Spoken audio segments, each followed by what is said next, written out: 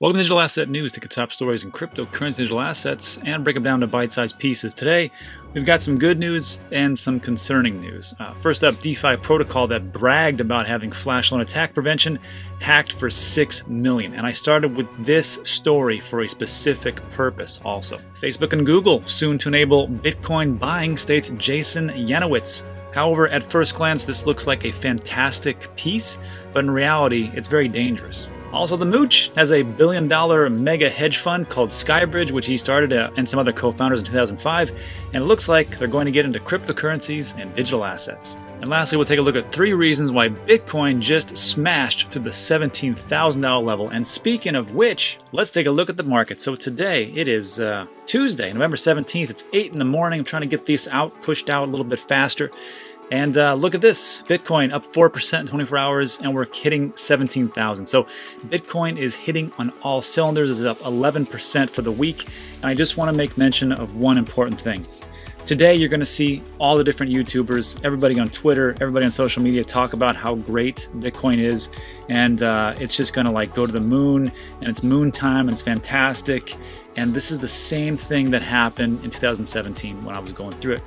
And I just am here to be not a wet blanket, but a wet blanket, really, and just to give a little bit of hindsight and take a look back. There's going to be things that you're going to look at that and go, man, I need to get all in today. It is very hard to resist that FOMO. And I'm just here to tell you that what goes up will inevitably come down. There is no assurance that this is going to go to the moon and hit 100,000 or 300,000 or 500,000. It's not going to happen overnight. It's going to take time, and I just need you to remember that so you don't make the same mistakes that I made back in 2017. However, is crypto digital assets going to do well? Well, yeah, obviously. I dedicate 2 to 3 hours every day of my life to doing these videos and bringing people in and educating them as best I can. But one of those things that I feel that I have to do is just to make a cautionary tale and just talk about don't FOMO too much, don't chase the shiny objects, and be disciplined and sit back and don't bet the farm in one lump. So again, I mean, I could be wrong in these whole situations. Tomorrow, Bitcoin could go up to $1 million. I have no idea, but statistically, that's probably not going to happen. And things will do well. It's just going to take time. That's about it. All right, so Ethereum 2.4% up, 5.6 for the week, and that's fantastic. Look, Ethereum's up 450. I'm extremely happy. That's great. Tether's looking at $18 billion market cap. Looks like they printed some more. Good for them. XRP, watch out, 30 cents. So congratulations, XRP holders. It was not easy, let me tell you. I think it was pegged to the quarter, and now it's pegged to the quarter in the nickel. So we're looking at 30 cents. Congratulations. Chainlink, 1.7%, almost at $13. It's looking pretty good. Litecoin is one of the big winners, 23% for the week, 2% for 24 hours. And like I said yesterday, I think it's because when people go to their PayPal account, like, Bitcoin, Bitcoin Cash, Ethereum, and Litecoin, well, I can't afford any of those, but it looks like Litecoin's only $70, so I'll buy that.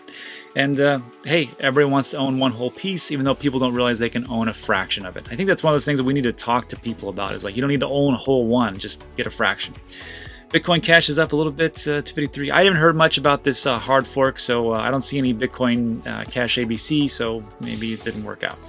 8% for Polkadot's almost at $5. Congratulations. Someone told me yesterday that Polkadot has a extremely high throughput, transactions per second, of over 1,500 or something crazy like that. So I did not know that. That's good information to know. Cardano up 6%. Wow, look at that. Almost at 11. Almost at a little over 11 cents. Bitcoin SV is up. Great. EOS 5.8. What's up massively? I think up 2.9 for Leo, 4.8, 2.8. Aave at $70 at 5.3%. That's fantastic. 20% for the week for Dash. Congratulations, Dash holders. I don't own any of that, but it looks good. Synthetics, very volatile, but 13% for the day. Congratulations. Beta up to 64 cents. Congratulations, 3.5. That's very nice. Celsius still doesn't hit that $2 mark up here at 33 position, but maybe at the end of the week. Who knows? And Compound up 30%. I think great, fantastic. Let's see. Not really. 5%, 3%, 6%. Everything's up today. So remember, I mean, it's a good day. It's a great day. Don't get me wrong. I'm really excited about this. Everybody's in the green. This is fantastic. Well, most everybody, not everybody. But just remember, don't chase shiny objects, and don't FOMO. Follow your plan, whatever your plan is, and just be disciplined, regimented, almost stoic as best you can. All right, let's go into today's top stories. Also, before I forget, I'm going to release this today at around 10 a.m. And then what I'm going to do is I'm going to do a live stream over on Theta Network at 10:30 a.m. I mean, depending on when you see it or when it's released, different time zones, different parts of the country. But just know that roughly 30 minutes after I release this on YouTube, I'm going to do a live stream over on Theta. The link is in the description, so come join me and ask me any questions and do a chat. All right, so Bitcoin.com, DeFi protocol that bragged about having flash loan attack prevention hack for 6 million. And like I talk about, I mean, there's a lot of shiny objects out there in crypto. I mean, it's like, this project is awesome, this project is awesome, this project is rope use case, this project is going to go to the moon. So just be careful about what's going on, and sometimes it's just better just to be a little safe. So what's going on here? Well, Value DeFi, a yield aggregating protocol, boasted of having the highest security in a November 13th tweet that now appears to have been deleted. So when you've got somebody who is they have a lot of pride, a lot of hubris. They are really into their project, and they really boast about it incredibly. I mean, that could be a good sign, but in this situation, not so much. So just be careful, because the ones that really brag so much about projects, you have to understand that there's a lot of different moving parts out there, and you can't know everything.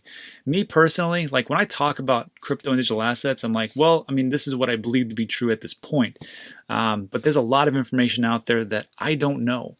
That there's so much information out there that really needs to be digested and understood. So when you take a look at this, just take a step back and go, is that all there is to it? And here's a prime example. So after they boasted about this in a tweet, a day later, hackers plundered Value DeFi's multi-stablecoin vault of a total of $8 million of the stablecoin DAI. The attacker returned $2 million, that's nice, to the protocol and pocketed $6 million. And left with one audacious message stating, "Do you really know Flash Loan?" Man, it's gangster. The hacker took out a loan. The hacker took out a loan of 80,000 Ether from the DeFi lending platform Aave, and also borrowed an additional 116 million in DAI from Uniswap. So they took out two different loans. According to Value DeFi's post-mortem of the incident, post-mortem, that's good. The attacker swapped the ETH loan for stablecoins and deposited part of the flash loan DAI into the protocol's vault. He then made a series of stablecoin swaps involving USDT, USDC, and DAI, a technique that eventually exploits Value DeFi's vault withdrawal method. Aave developer Emiliano Bonassi exclaimed, "This is the most complex exploit I've ever seen." It used two flash loans, which when you say it like that, it doesn't seem that complex. Like, wow, they didn't use just one, they used two. Super complex. Flash loans allow users to borrow money without collateral because the lender expects the funds to be returned within one transaction block, which is, almost immediately, depending on what you're talking about. If it's Bitcoin, well, it could be half an hour to the next block, or if it's Ethereum, a little bit less, or different projects, a lot less. So hackers have used this loophole in DeFi to steal millions and millions of dollars. Value DeFi said it was looking at ways to compensate affected users. So again, this is just another example of another DeFi project getting hacked. And I don't like reporting on these things. I don't like hearing about people losing all the money. I mean, between the DeFi projects and the scammers and the hackers and the people that just have the worst intentions, I see every day people lose money like left and right. So in this space, it's not how much you make, it is how much you keep. So just remember that when you're looking at the next shiny object, or you're trying to get into something and make a lot of money fast. It doesn't work like that. It just always is the truth. Anyhow, let me know what you think in the comment section. Let's move on. Next up, this sounded pretty awesome until there were some comments in the end, which I was like, oh, that makes a lot of sense. So it talks about here, Facebook and Google may soon be enabled to Bitcoin buying. This is just an opinion by Jason Yanowitz. And just to give you a little backstory, PayPal opened its doors, holders came in, everybody in the United States can buy Bitcoin, Bitcoin Cash, Ethereum, and Litecoin, which is fantastic. However, you can't hold that crypto, not your keys, not your coins. And on top of this, if PayPal starts it, then they're thinking that, well, Google and Facebook, some of the world's biggest corps, are more than likely to tweak that policy and create room for cryptocurrencies later on. The founder of Blackwork Groups, Jason Yanowitz, took to Twitter and he states this: "You think PayPal is big news?" He asks, then goes on to say, "Just wait until Facebook and Google enable their billions of users to buy Bitcoin through their digital wallets." And I thought about this, I'm like, that's pretty cool. I mean, in all honesty, all the new people don't even know what a private key is. They don't really care. They just know that Bitcoin went up massively and they want to make some money. And they're going to treat it like a stock. I've always talked about that. That's how it's going to be. But there's going to be some hiccups. And when a pretty smart person says, hey, it's not possible. If they open them all up, if the U.S. stimulus would have been paid out in Bitcoin, for example, most people wouldn't have gotten it yet because it would take 3 years. Increase the block size limit or die. That's debatable. But if you went from 1 to 2% of the population of America, then go to roughly 90% plus of the U.S. population that's going to receive payments in Bitcoin on the Bitcoin blockchain, I said yesterday it would crash. Someone corrected me and said it wouldn't crash. Like, well, it wouldn't crash, but it would take a hell of a long time. So 3 years, yeah, maybe, I don't know. It would just take an exorbitant amount of time. Although, if you think about it, a lot of people had to wait a super long time anyhow for those mail delivery checks. But so then again, what's the advantage? Another comment suggested that these companies would imitate Square and PayPal. Their Bitcoin, your transactions are just records. Facebook, Amazon, I mean. And when I saw Facebook, I thought they were saying FBI, because I was like, well, that's true, because like all the different transactions will be, recorded, and of course the IRS or the government could just look at it, it's like, who's doing this, who's doing that, and that's never any good. And then lastly, in response, the users referenced the Bitcoin white paper, in which Satoshi Nakamoto mentioned that the involvement or inclusion of a third party entirely cancels out the benefits of the peer-to-peer electronic cash that is Bitcoin. And that is one of the big problems that I'm struggling with right now, because I want institutions in, I want people to adopt. However, the more adoption that we get and the more people that come in, the more institutions that come in, is just more of a middleman, and it kind of screws up the whole system. The price will go up, and that's great. However, that's not the whole intention, and that's not really where it should be. And that's part of the reasons why I created Dan Teaches Crypto, because I don't want people just to go, oh, I have a nice stock called Bitcoin, which is not a stock. It's not a stock, but they're gonna treat it like a stock, and I want them to understand, like, this is the reason what makes it so great. It is decentralized. It is censorship resistant. It is finite, and it is really government resistant. But the problem is when these institutions step in, it's not as great of a thing. Again, it's going to be great for adoption and price action, but as far as the overall feeling of Bitcoin, that kind of goes away. So let me know what you think in the comments section. Let's move on. All right, let's get to some good news, right? So this is a great day. I don't want to be the wet blanket, but I feel like I kind of have to be. That's just how it is.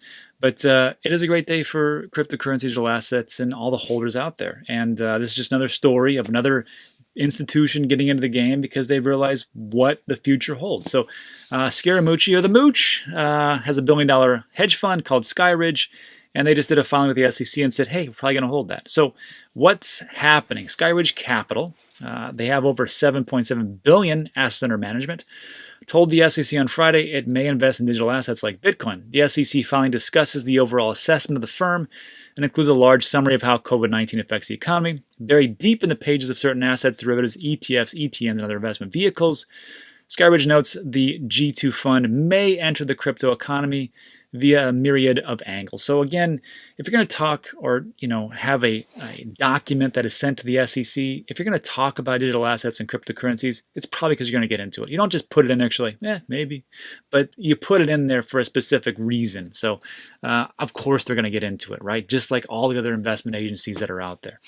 So finally, I mean, it's great news, and I like to hear these things, and it's good, but it's just one more example of another big entity getting into crypto, just like we knew they would. So just one more thing, a little feather in the cap. But a little side note here, Skyridge Capital was founded in 2005 by Scaramucci, Brett Messing, Nolte, and Gaveski. Scaramucci recently discussed digital currencies in an interview and explained that when he returned to Skyridge in 2018, at least the company did, there was a deep dive into the digital asset space. So in 2018, after the 2017, huge bull run, then they took a look and go, maybe we should take a look at this, which is like what everybody did. And of course, these big institutions, they don't move too fast because they have to be careful. They don't want to screw people out of their money. I mean, there's a joke there. I just won't say it. But they're going to look at this and go, well, you know what? Maybe we should get into it now. And Scaramucci said, hey, I'm a fan. I believe that digital assets have a future, and obviously that blockchain has a future, the partner said, or Scaramucci said. And of course, yeah, I mean, people are making money hand over fist, so why wouldn't they do it, right? Especially, and I've always said this, especially for all the different people who have like pensions, who have 401ks, who have different investment vehicles. Why would they not offset some risk by going into the best performing asset class of all time? That makes no sense why you wouldn't do that. So, of course, they should talk to their partners. Of course, they should talk to their people and bring it in, especially people who have pensions. I think this is a win-win situation for everybody. Let me know what you think in the comments section. Let's move on to our last piece. So last piece, 3 reasons Bitcoin just smashed the 17,000 level. And I didn't want to start with this because I just think that everybody's going to be talking about this today, about how great everything is. And, I want people to take a step back and be like, okay, I have a plan. I know what I'm going to do. I know exactly what's going to happen, or at least I think I know what's going to happen, and I don't want to get ahead of myself. So this is the last piece, and it's probably the best, most positive that I can bring up. So there's 3 reasons why the 17,000 was reached and is still above it as of 8:30 a.m. So Northman Traders chief marketing strategist Sven Henrik took to Twitter to point out that Bitcoin reached 17,000. And the reason why is because there was a bullish setup that was completed. Back in August, he spotted a bullish inverse head and shoulder setup that has now successfully played out. And I have to tip my hat to this guy. I mean, back in August, we took a look at it and go like, hey, there's a inverse head and shoulder. And I'm sure a lot of different traders have seen this. But it is amazing that, it kind of plays out, and that's how it is. And in all honesty, I really need to get the guys from Market Rebellion over to Dan Teaches Crypto website and just do some basic TA stuff so people like me aren't so stupid about it. Anyhow, no coins left to dump is the second reason. With such market players as MicroStrategy and Grayscale absorbing Bitcoin supply, exchanges have seen their Bitcoin reserves drying up at a rapid pace. And this is probably one of the most bullish sentiments I can actually take a look at, because when you have to have supply and demand. And when there's not enough supply, and there's a huge amount of demand, what happens to the price? Obviously, it goes way up. And with Grayscale, Grayscale, I think, has 3% of the entire Bitcoin supply. They have 500,000 Bitcoin. 500,000 Bitcoin, just them, just one company. So, of course, this goes to their clients. They're not buying enough for themselves, but that just means that there's a very concentration of Bitcoin through one middleman. Anyhow, Nugget News CEO Alex Saunders notes, and before I get into Nuggets News, or this piece, if you haven't seen Nuggets News, it's fantastic. This guy Alex, super smart guy, really goes into depth about cryptocurrency. You should check out his channel. I should really add him into my recommended channels. Very smart guy. The number of transfers to exchanges is actually falling this time around, not increasing, which is leading to supply side scarcity. And there's a nice little graph right here, which is not very clear right here, but in the red, it's net transfer volume from or to exchanges. So usually in this case, when Bitcoin price starts to really go up, you're going to see a lot of people take it from their wallets, transfer it over to the exchanges so they can sell out. Looks like that is not the case right now. So that's looking pretty good. And the last piece here is people just don't care. And that's a good thing, they state. And while Bitcoin's fervent bull run in 2017 was among the most popular topics at Thanksgiving tables this year, cryptocurrency's recent rally has mostly remained under the radar. And I guess that's kind of true. I mean, for us, it's not, because we're in this every day. We check the portfolio all the time.